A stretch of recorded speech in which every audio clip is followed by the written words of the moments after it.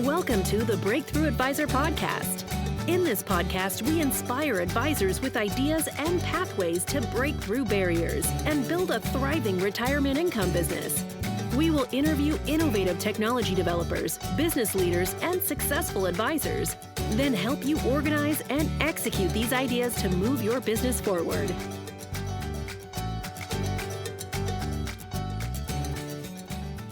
Hello, this is Jack Martin with InsureMark. I want to thank you for joining us for the Breakthrough Advisor podcast today. This is where ambitious advisors come to get fueled up on what's happening in the financial services space, specifically around retirement income planning and growing a more successful and sustainable 21st century business. So today we've got Dr. Michael Finke joining us.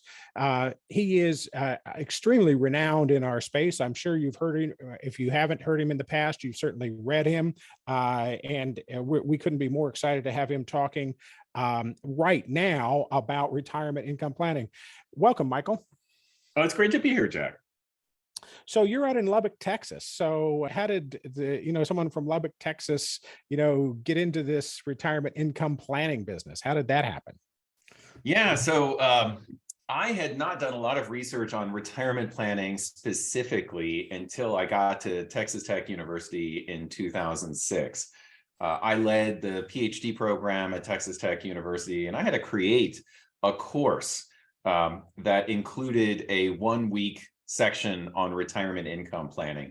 And that introduced me to the literature in the field of financial planning on how you create an income from investments, but also allowed me to review the literature in economics and finance on retirement income planning. And I'll tell you that the literature in economics is very different than the literature that I saw in financial planning, which really tended to be dominated by this 4% rule philosophy that you could simply create a stable and safe income from investments alone. And so that led you down this path now where you do a significant amount of research each year to help all of us financial advisors understand what we should be looking at in that space, right? That's right.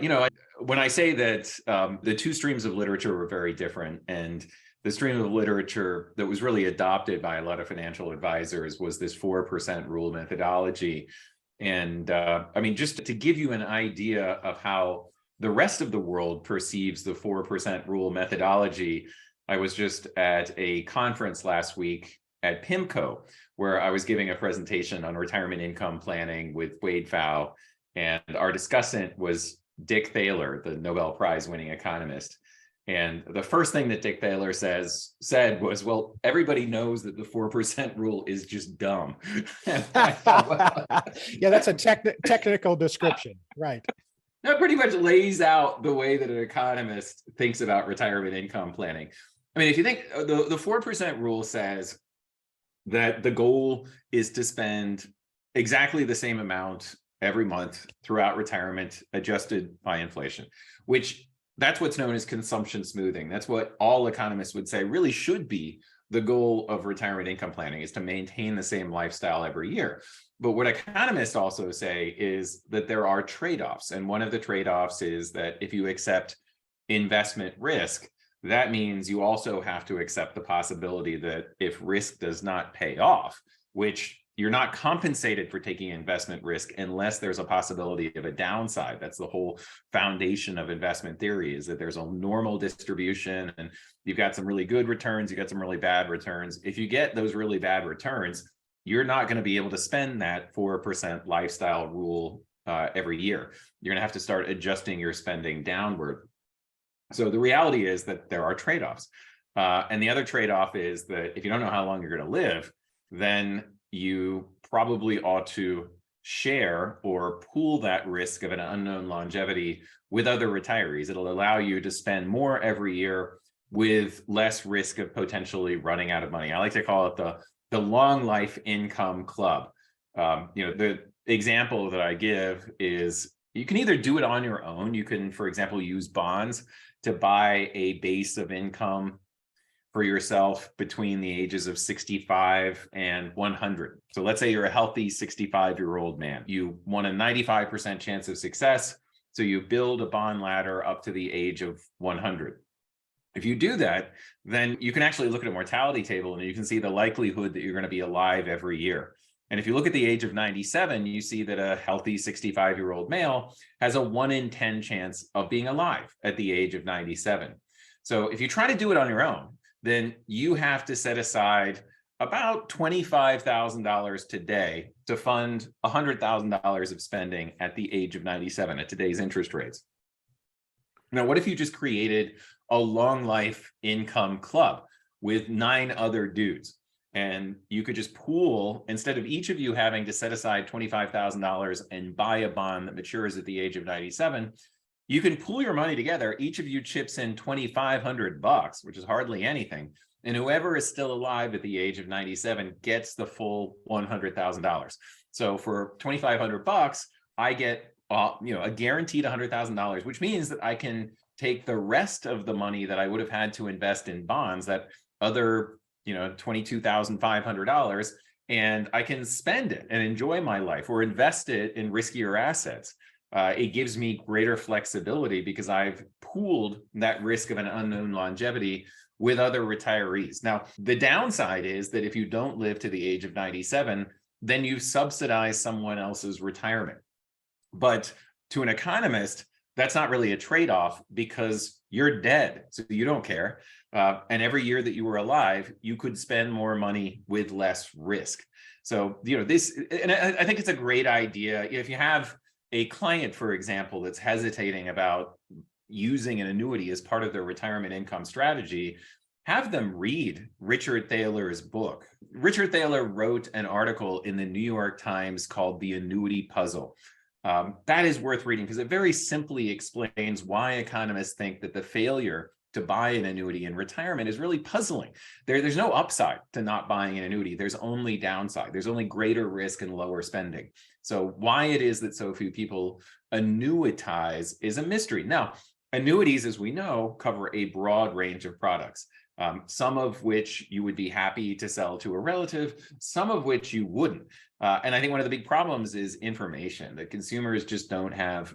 It's very difficult for them to wade through the information about the different types of products and to feel like they can trust that they're buying a product that really is going to make their retirement better. So you make a really good point with respect to the annuity puzzle. Well, you and Richard Thaler, great company, right? The key there, I think, in what you said is this gap in understanding.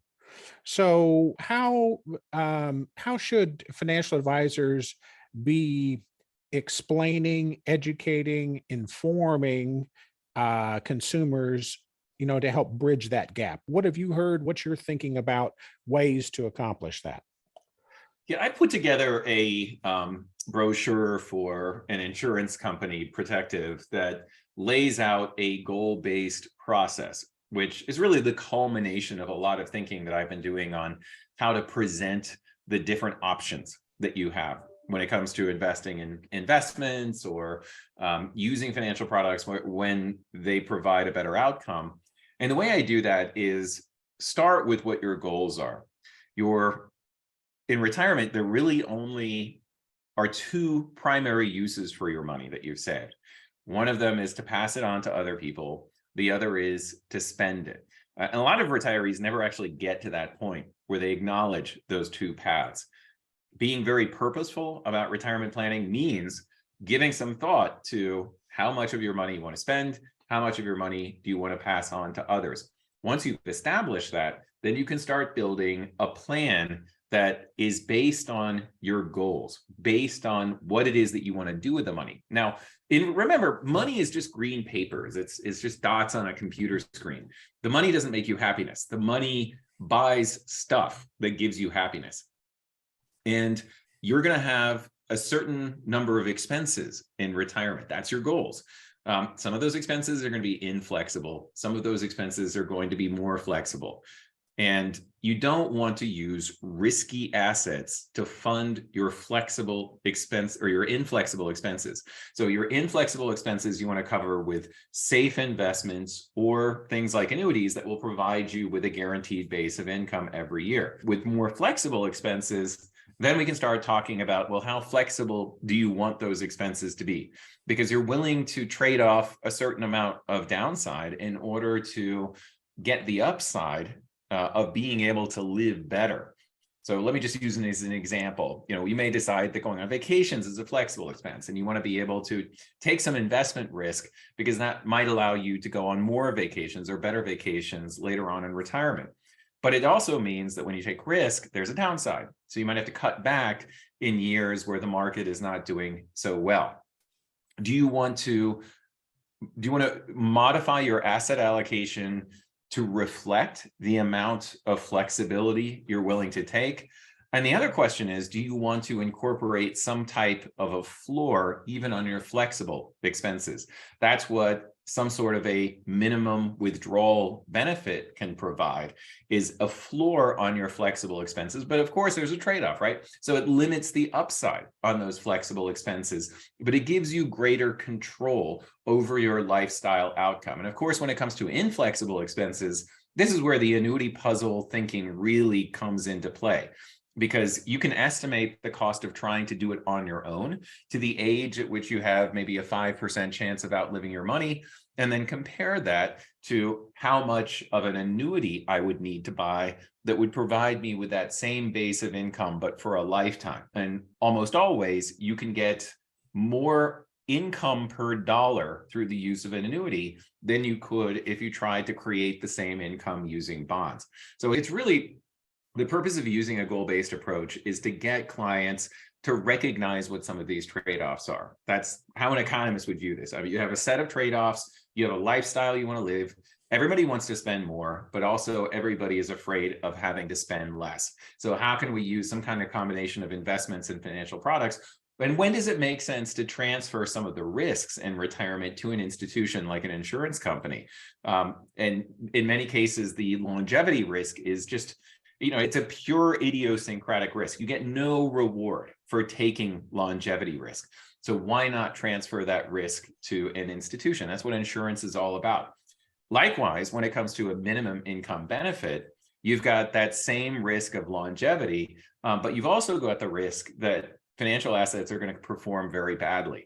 And then you've got this dual risk of living a long time and experiencing lower than expected investment returns.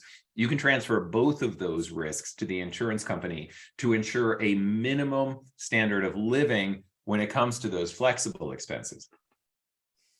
So I saw your paper on the goal-based planning, and it's super useful. So I encourage all of our advisors listening to get a copy of that, and we'll put a link to that as part of this program. Help me or help our listeners understand how we have this conversation with consumers maybe who aren't in that overly funded situation. And by that, I mean that don't have such an abundance of retirement savings that they can say, I'm going to split my money into two pots. One pot's going to take care of my inflexible and one pot to take care of flexible, and I can take risk and so on. They might not have the luxury of having that much in assets. So how does that conversation go for you? Well, that's where things like becoming part of a long life income club become really essential, because what that being part of the long life income club does is it allows you to get a higher safe income per dollar of savings. So just as an example, rates are getting really attractive, by the way. I mean, last time I checked, a 65-year-old woman could buy, I think, $15,000 of income for just a little bit more than $200,000. Now, she can either buy like a pure income annuity, or she can get some sort of a lifetime income benefit on an annuity product that is relatively generous. Those rates are definitely going up. Thank goodness they're becoming more attractive. But you can also compare that to trying to do it on her own. And she may have to set aside more than $300,000 to buy that same $15,000 of income using treasury bonds. That kind of a comparison, I think, is incredibly important to make. Like, all right, we can try to do it on our own, or we can buy you a product that is going to give you that extra income every year. without the fear that you're potentially going to run out. And I think, a lot of people say, well, they don't have enough money to annuitize. In some cases, that's true, but essentially that means they're just going to have to live off Social Security. They're out of options. But with whatever money they do have, they can help themselves generate a higher, safer income by becoming part of that long life income club. So I think most of our listeners probably are dealing with a little bit more affluent consumer. And so for them, the question really is, so how much do I want to leave as a legacy? And this fear of outliving their assets seems to be driving a lot of their consumption of their assets. And so what they end up doing, what I've read in the research you and I think David Blanchett have done, is that folks tend to underspend because of this longevity risk. So can you talk a little bit about that and how our financial advisors should be thinking about that and talking about it with their clients?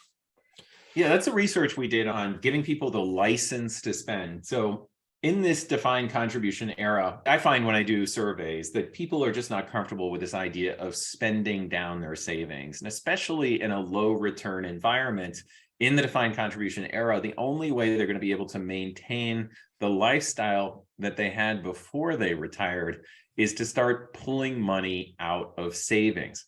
And once you get over that, then it becomes easier to think about using financial products as a way of doing that. But what those financial products can also do is give you that license to spend the money without the fear that you're potentially going to run out. I use my mom as an example of this, that she has a pension. And she has no trouble spending the money every month from the pension because it's never going to run out. So, even if the market's down, she'll still go on vacations, she'll still go out to eat with friends, she'll enjoy herself. But with her 401k money, her IRA money, she doesn't want to spend it. I mean, she gets really anxious if she has to buy a new car. She doesn't feel as comfortable using the money for a lifestyle as she does the money that just arrives on a regular basis. So to the extent that you can help a client build a paycheck that they feel comfortable spending, you're really giving them license to get the most out of the money that they save. I mean, the whole purpose of saving during your working years is to live better after you retire. You're sacrificing during your working years. If you hadn't socked away so much money in your 401k, you could have gone on more vacations. You could have bought a nicer car, but instead you saved it. And then you get to retirement and you don't feel comfortable spending that money. So let's put together a plan that actually makes you feel comfortable using the money that you sacrificed to save, because otherwise it was all a waste. To an economist, and I hate continually referring to economists as being overly rational, because the ones I know are not overly rational about every aspect of their life. But when it comes to retirement income planning, their goal is to bounce the check to the undertaker. It's like to squeeze every ounce of joy that they can from the money that they've saved. I'm part of a group of economists where we talk about this stuff, and it really is amazing how many of them have multiple annuities, because that's their philosophy. Is like, I don't have to think about it. And I have the same conversations with Wade Pfau and David Blanchett, and that's our philosophy too. It's just, we don't want to have to think about it. We don't have to worry about it. I already own a deferred, non-qualified deferred income annuity, which I think is really criminally underused in financial planning, because you can actually accumulate wealth in a tax-deferred fashion. And especially if you're using your bond investments to fund a non-qualified annuity and you have it sit there over the course of 20 years, you're gaining so much in after-tax return compared to investing in bonds in a taxable account. You can buy so much more future income with it that I can't imagine why they're not more frequently used. And what you're seeing on the market increasingly are these relatively lean accumulation annuity type products that are tremendously attractive, that really dominate bonds in a non-qualified account.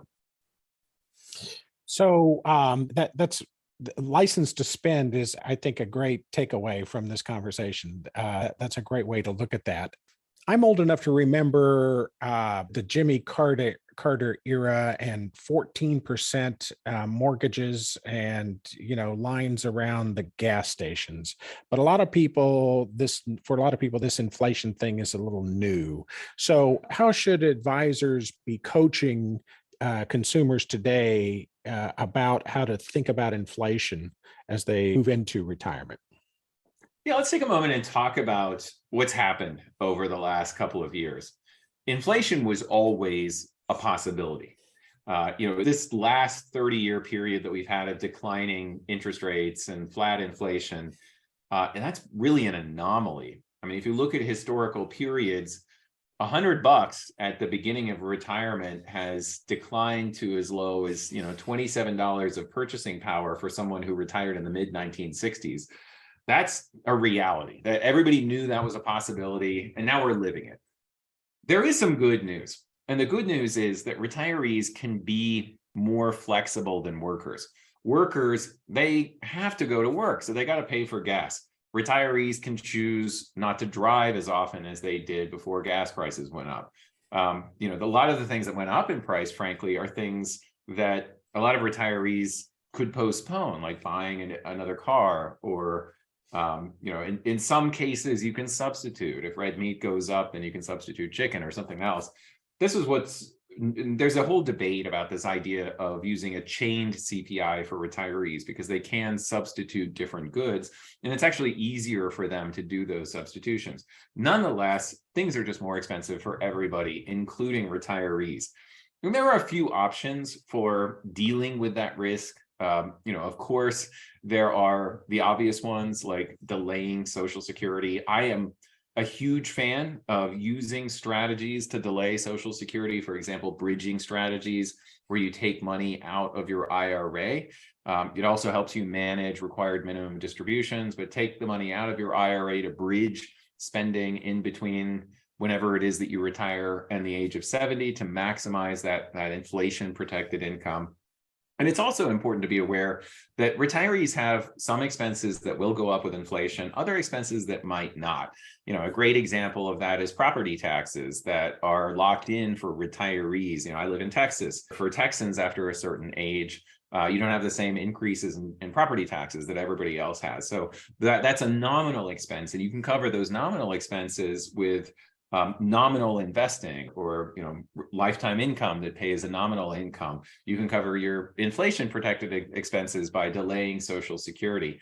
You can also try to take a greater amount of investment risk. And as I mentioned before, when you lock in a base of income, that does allow you to take greater investment risk with the remainder of your portfolio.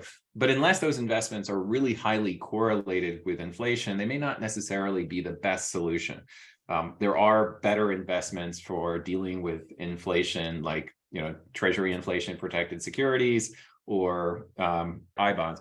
I have a number of I bonds myself, as does Wade. It's just it's a little thing to do, but it adds up after a while. If you and your spouse do it every year, that's just one way of dealing with the inflation risk. But retirees can be more flexible, and frankly, I worry as much about longevity risk as I do about inflation risk. So there aren't a lot of annuities out there that are as responsive to inflation as Social Security.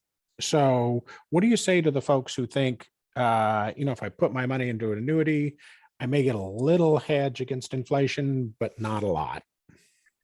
Yeah, I mean, there is actually a new interesting fixed indexed annuity product on the marketplace that does provide an explicit inflation protection up to 5%. But basically, what the annuity can allow you to do is give yourself a base of income. It really gives you a safety net on your lifestyle that allows you to take greater investment risk with the remainder of your portfolio. David Blanchett and I wrote an article a few years ago where we looked at what an optimal portfolio would look like when you have different levels of guaranteed income. And it's obvious that you can take more investment risk when you have more guaranteed income. Gotcha. Well, this has been super informative. Thank you, Michael. You do a great job of keeping all of us, thinking about and understanding and enabling us to coach our clients better around all these different retirement income risks. And so, folks, thank you for joining us today for our Breakthrough Advisor podcast. Before we sign off, a couple of quick questions for our listeners, Michael. What would be a couple of things that you do when you're not talking about economics or retirement income planning? What do you mean, like my hobbies, Jack? Yeah, what would surprise people to know about Michael Finke? Oh, I have a need for speed. So I'm not only into things that go fast, but actually there's a racing series here in Lubbock, Texas, that I'm a part of. That is so intense and it is so much fun. In fact, I'm going to be doing that this Sunday. And it's, a bunch of good old boys, but it's the complete opposite of the rest of my life. And it is something that I look forward to. It's like the greatest joy that I get every month is racing against other people. So what do you race? I race adult go-karts. So cool. That is the track that we have. We don't have like a road racing track. So I've done that in the past, but I'll tell you, there's no racing that's as intense as that. I mean, you're going 50 miles an hour, you're in these little tiny carts, and it's competitive. This whole rubbing is racing thing is definitely the philosophy when it comes to racing. And it's I do a lot of other racing like autocross and things like that, but nothing comes close to this when it comes to intensity. Wow. Very cool. That is surprising to learn. Well, that's terrific. Thanks again, folks, for joining us for the Breakthrough Advisor podcast. We look forward to hearing you on our next episode. Be sure to check out the Breakthrough Advisor podcast page. We've got a number of thought leaders like Michael who have joined us in the recent past that you'll be really interested to hear. So thank you all very much for joining us.